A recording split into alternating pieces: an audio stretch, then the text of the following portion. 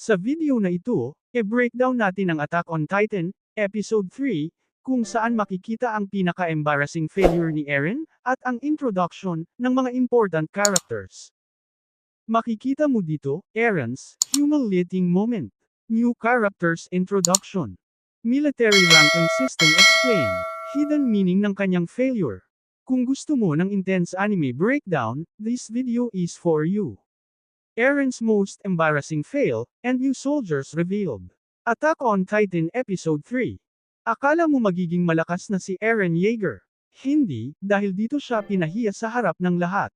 Sa Episode 3 ng Attack on Titan, ito na ang simula ng training arc.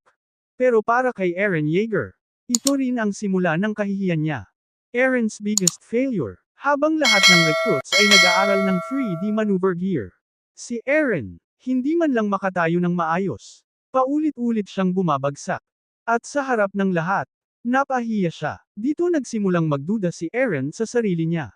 Baka hindi ako para dito. Isang bagay na hindi natin inaasahan sa isang future main character.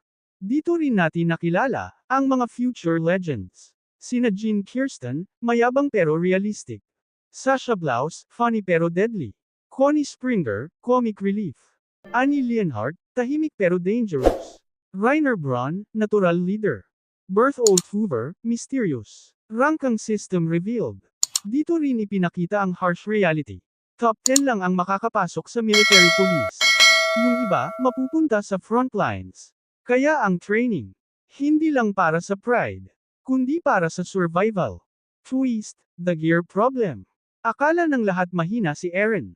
Pero biglang nalaman, sira pala ang equipment niya. At nung inayos ito, nakaya niya na tumayo. Realization. Ang pinaka-importanting lesson sa Episode 3. Hindi lahat ng failure ay dahil mahina ka. Minsan, mali lang ang situation mo. Final analysis. Episode 3 shows, growth starts with failure. Not all strong characters start strong. Every legend, dumaan sa kahihiyan. At si Eren, simula pa lang ito ng tunay niyang journey.